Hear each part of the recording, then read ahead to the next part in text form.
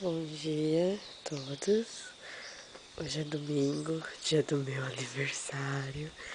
Eu aqui, ó, parabéns pra mim. Aqui é o nosso chalé, número 1, onde a gente ficou. Aqui é o meu marido. Olha que lindo. A Meg veio comigo com esse olho fechado. Oi, Meg. Bom dia, neném. Tudo bom? Oi, amor, fala bom dia. Bom dia. Vou mostrar a piscina. Como tudo aqui é lindo. Aqui, ó. Tudo muito bonito. Muito bem cuidado. Estamos na pousada 4 estações, certo? E nós vamos pra piscina. Porque hoje o dia está lindo. Só que aqui é friozinho mesmo assim, né? Então vamos lá. Ah, e hoje é meu aniversário. Parabéns pra mim. A Meg, safada. A Meg tá toda feliz. Que ela veio passear, né, Meg? Hein, Meg? Fala, eu tô toda feliz que eu vim passear. E aqui, ó. Aqui é a piscina. Maravilhosa. Por sinal, que é o deck. Vamos ver a vista do deck. Aqui é uma vista do nosso chalé. A Flávia tá naquele, os carros.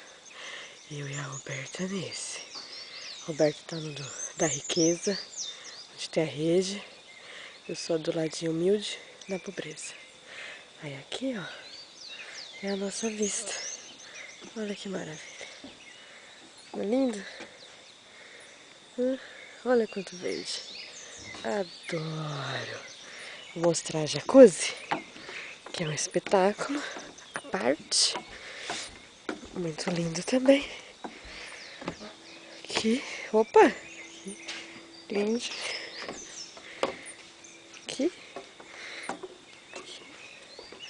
tudo lindo. Aqui. Já limparam aqui, ó, amor. Ah, não. A Meg vai pra jacuzzi, Meg. Vamos fazer aquela trilha, ver onde dá? Tem uma trilha pequenininha aqui. Vem, Meg. Aqui é salão de jogos. Bem legal.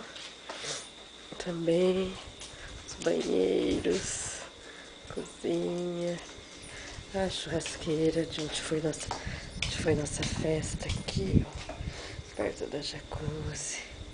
Tudo muito legal. Aqui também, ó, tem um lugar, um espaço para fazer fogueira aqui dentro. Olha que legal.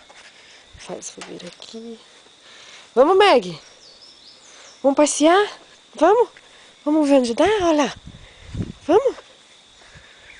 Vai dar a volta no coisa, né?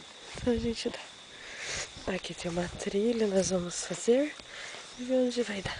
Tá bom? Bom dia. Ah, e hoje é meu aniversário. Parabéns pra mim.